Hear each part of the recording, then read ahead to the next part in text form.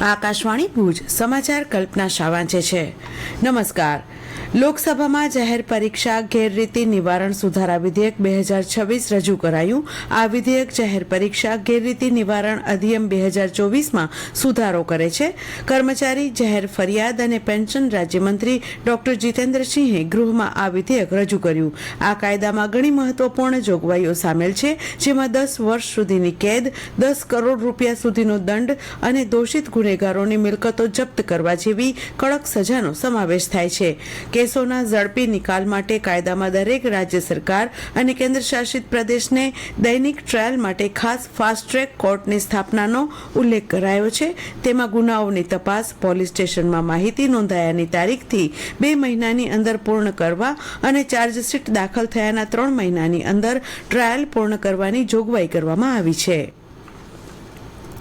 પરીક્ષાના પેપર લીકના મુદ્દા પર વિરોધ પ્રદર્શન દરમિયાન વિદ્યાર્થીઓ પર વધુ પડતા પોલીસ બળનો ઉપયોગ કરવાનો આરોપ લગાવતી અનેક અરજીઓ પર સર્વોચ્ચ અદાલત આજે સુનાવણી કરવા સંમત થઈ છે. મુખ્ય ન્યાયમૂર્તિ સૂર્યકાંત અને ન્યાયમૂર્તિ જોય મલ્યા બાગચી અને વી મોહનની બનેલી બેન્ચે વિરોધ પ્રદર્શન દરમિયાન ઘાયલ થયેલા પોલીસ અધિકારીઓના પરિવારો દ્વારા દાખલ કરાયેલી અરજી પર સુનાવણી કરવાનો નિર્ણય લીધો છે.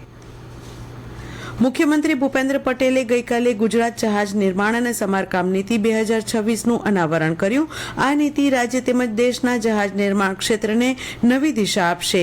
આ નીતિમાં શિપયાર્ડ્સ અને સહાયક ઉદ્યોગોનો વિકાસ, કૌશલ્ય વિકાસ અને ક્ષમતાવર્ધન, ટકાઉ અને હરિત જહાજ મથક, સંશોધન અને વિકાસને પ્રોત્સાહન અપાયું છે. આ નીતિનું મહત્વનું આકર્ષણ સંકલિત ભવ્ય જહાજ નિર્માણ પાર્કનો વિકાસ છે.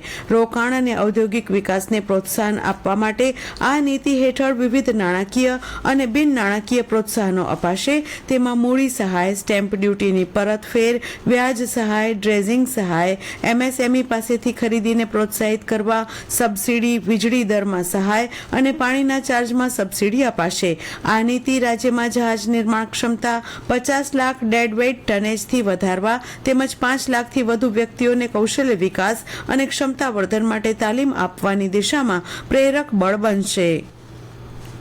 રાજ્યમાં ઔદ્યોગિક વિકાસને વેગ આપવા 2,999 કરોડથી વધુની વિવિધ ઔદ્યોગિક પરિયોજનાને લીલી ઝંડી આપવામાં આવી છે.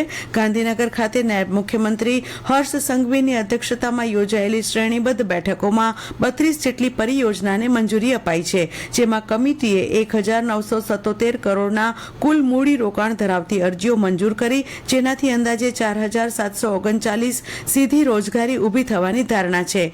મોટા ઉદ્યોગો અને થ્રસ્ટ સેક્ટર યોજના માટેની કેપિટલ સબસિડી હેઠળ અરજીઓ પર વિચારણા કરવા માટે પણ કમિટીની બેઠક યોજાઈ, જેમાં સમિતિએ 449 કરોડના રોકાણ ધરાવતા પ્રોજેક્ટને મંજૂરી આપી છે, જેનાથી અંદાજે 871 સીધી રોજગારીનું સર્જન થશે. સાયબર છેતરપિંડીનો ભોગ બનેલા નાગરિકોને હવે પ્રાથમિક ફરિયાદ નોંધાવવા માટે પોલીસ સ્ટેશન સુધી જવાની જરૂર રહેશે નહીં. નાયબ મુખ્યમંત્રી હર્ષ સંઘવીએ શરૂ કરાવેલી E0 FIR સેવા અંતર્ગત 1930 હેલ્પલાઇન પર ફરિયાદ નોંધાવતાની સાથે જ સંબંધિત કેસની E0 FIR આપોઆપ તૈયાર થઈ સંબંધિત પોલીસ સ્ટેશનને મોકલી આપવામાં આવશે, જેથી કાર્યવાહી વધુ ઝડપથી થઈ શકશે. આ સેવા શરૂ થયા બાદ પ્રથમ E0 FIR નોંધાવનાર ફરિયાદીની 15 લાખ રૂપિયાથી વધુની રકમ બચાવી લેવાઈ છે. કેન્દ્રીય ગૃહ મંત્રાલયના Indian cyber crime coordination centre સાથે સંકલન સાધીને આ પહેલ અમલમાં મુકાઈ છે. દર વર્ષે 28 જુલાઈએ વિશ્વ હેપેટાઇટિસ દિવસની ઉજવણી કરવામાં આવે છે. હેપેટાઇટિસ એટલે લીવરમાં થતો સોજો. સમયસર નિદાન અને સારવાર ન મળે તો લીવર સિરોસિસ અને કેન્સરનું જોખમ વધી શકે છે.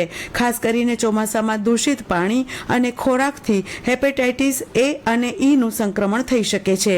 ભુજ ખાતેની અદાણી સંચાલિત GK જનરલ હોસ્પિટલના મેડિસિન વિભાગના પ્રોફેસર ડોક્ટર કશ્યપ બુચના જણાવ્યા મુજબ હેપેટાઇટિસને ઘણીવાર સાયલેન્ટ કિલર કહેવામાં આવે છે. શરૂઆતના તબક્કામાં ખાસ લક્ષણો જોવા મળતા ન હોવાથી અંદાજે 90% લોકોને તેઓ હેપેટાઇટિસથી સંક્રમિત હોવાની જાણ હોતી નથી, જેથી સમયસર તપાસ કરાવવી અને જરૂરી રસીકરણ કરાવવું અત્યંત મહત્વનું છે. વિરમગામ પાસે જળભરાવને કારણે ટ્રેકમાં થયેલા નુકસાનના કારણે હજુ સુધી રેલવે વ્યવહાર પ્રભાવિત છે, જેના કારણે ટ્રેનોના માર્ગ પરિવર્તન આંશિક રદ કરવામાં આવી રહી છે, જે પૈકી કચ્છની 2 ટ્રેનને અસર પડી છે. કચ્છથી ટ્રેનો રાબેતા મુજબ રવાના કરાય છે, પરંતુ તમામ ટ્રેનો 1.5 થી 2 કલાક મોડી દોડી રહી છે. અને આ સાથે આ સમાચાર બુલેટિન પૂરું થયું. નમસ્કાર.